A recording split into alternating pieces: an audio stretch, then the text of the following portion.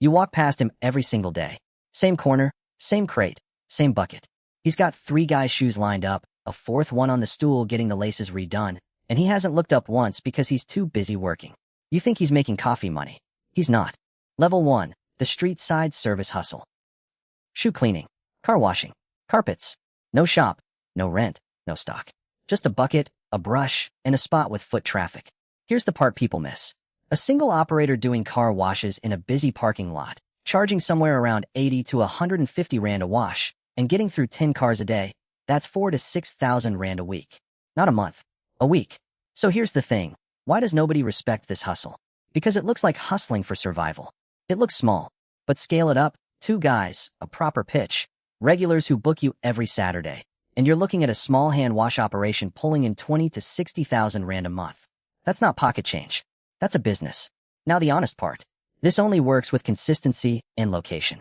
Miss 3 Saturdays, and your regulars find someone else. And it's still cash and handwork. SARS still wants their cut once you're earning real money from it. So if this becomes your main income, you register it properly. Skip that step and you're building a business you can't ever grow, because you can't show a bank you earn what you actually earn. The real number to remember, it's not about being paid per wash. It's about being paid per customer who comes back. This is one of 10 real ways people in South Africa are making money right now. Some need almost no capital. Some need a skill you already have. One of them pays in a currency that isn't even the Rand. We'll get there. Level 2, spare room, spare income. You've got a room nobody's using. A garden flat. A cottage behind the main house that's basically dead space. This is short-term letting, renting that space out by the night or the week instead of leaving it empty or locking it into a year-long lease. In tourist-heavy areas, Cape Town, the Garden Route, parts of Joburg near business districts, a well-run spare room or flat can bring in several thousand Rand a month in extra income, on top of whatever else you're already doing. Here's the catch nobody puts in the brochure. Turnover is work. Cleaning between guests, dealing with cancellations, the odd guest who trashes the place. This isn't passive income, whatever the adverts tell you. It's a part-time job that happens to use a room you already own. The number that actually matters here isn't the nightly rate. It's your occupancy rate, how many nights a month it's actually booked. A stunning listing sitting empty half the month loses to an average listing that's booked constantly. Level 3, the kitchen that pays rent. Coke sisters, rusks, birthday cakes, meal prep for people too tired to cook after work. Home baking and cooking, using a skill you already have, in a kitchen you already have, and selling directly to people nearby. A home baker with a reliable weekly order, cakes, bulk rusks, a meal prep round, can realistically bring in a few thousand Rand a month once word of mouth kicks in. The catch, food safety and consistency. One bad batch, one late delivery, and you don't just lose that sale, you lose the referral that would have come from it. This business runs entirely on reputation, and reputation in a small area travels both ways, fast. Start with one signature product, not 5. One thing you make better than anyone on your street. Level 4, the Stokvel system. You put in a fixed amount every month. So does everyone else in the group. On a rotating basis, one member gets the full pot. That's a Stokvel, a savings and investment collective, and it's one of the most quietly powerful financial tools in the country. Millions of South Africans use one. The upside is real, forced saving discipline you'd never manage alone, access to a lump sum for something you couldn't save toward on your own, and an investment-focused Stokvels, pooled buying power that gets better returns than any one member could get solo. Here's the honest catch. A Stokvel is only as strong as the trust inside it. No formal contract, no proper record keeping, and one member who stops paying can collapse the whole thing for everyone else. The good ones run like a small business, with a constitution and a bank account. The bad ones run on vibes, and vibes don't cover a missed payout. If you're joining one, ask to see the rules in writing before you ask about the payout date. Level 5, the phone is the studio. No camera crew, no budget, just a phone, a niche, and consistency. Short-form content creation, shorts, reels, TikToks, monetized through brand deals, affiliate links, and platform payouts once you've built an audience. Local, specific content, humor, food, township lifestyle, education in a local accent talking about local problems is outperforming generic content right now because algorithms reward relevance over polish. Here's the part creators don't post about. This is a slow money hustle before it's a real money hustle. Most accounts earn close to nothing for months. The ones that break through are the ones that kept posting daily through that exact period everyone else quits in.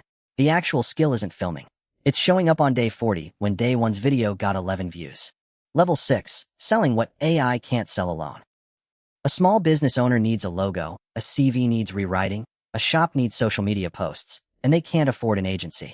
AI-assisted microservices, using tools like ChatGPT or Canva's AI features to deliver design, writing, and admin work fast, then charging for the judgment and polish, not just the output. This is one of the lowest barrier hustles on this list. No design degree required, just knowing how to prompt well, and knowing what good enough to sell actually looks like. The catch, anyone can generate a logo now.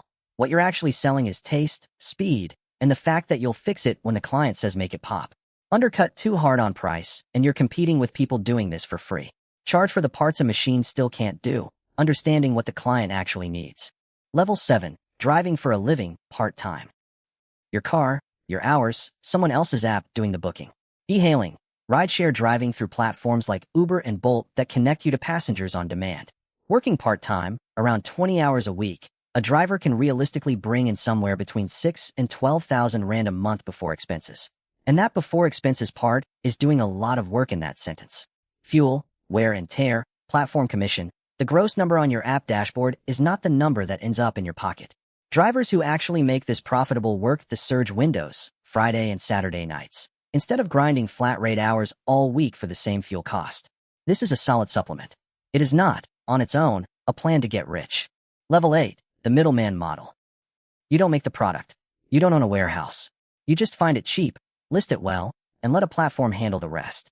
Reselling through established marketplaces like Takealot, sourcing stock, whether local or imported, and selling it at a markup through an existing customer base you didn't have to build yourself. The advantage here is trust you didn't have to earn. Customers already trust the platform, so you're borrowing that trust instead of starting from zero. The catch is capital and patience. You need stock money up front, approval can take weeks, and margins get thin fast once other resellers list the exact same product. The people who actually win at this aren't the ones who found a good product. They're the ones who found it first. Level 9. Getting paid for what you already know. Maths. English. A musical instrument. A university subject you aced 2 years ago and half forgot you're still good at. Tutoring, one-on-one or small group teaching, in person or over a video call, in a subject you already know. This is one of the few hustles on this list with almost zero startup cost and immediate, direct payment. No platform holding your money. No algorithm deciding if you get seen. The honest limitation, it doesn't scale on its own. Your income is capped by your hours, because you're the product. The tutors who break past that ceiling are the ones who eventually package what they know, group sessions, recorded lessons, something that doesn't require them in the room every single time. Start with one student. Referrals are the entire business model after that. Level 10. Getting paid in a currency that isn't the rand. Here's the number that changes everything about this last one. With the rand trading at somewhere around 18 to 19 to the US dollar, $500 a month from a foreign client currently lands as roughly 9 to 10,000 rand. Freelance remote work, writing, design, admin, programming, virtual assistant work, sold directly to international clients and paid in dollars, pounds, or euros, while every expense stays in rand.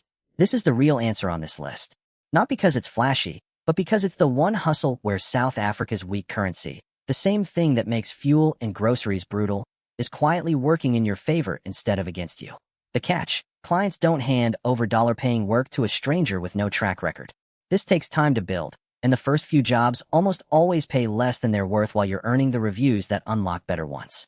But once that track record exists, this is the one hustle on this entire list with no local income ceiling.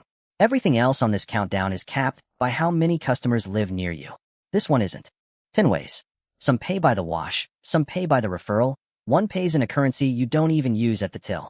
The honest truth connecting all 10, none of them are luck. Every single one is showing up consistently at something small until it stops being small.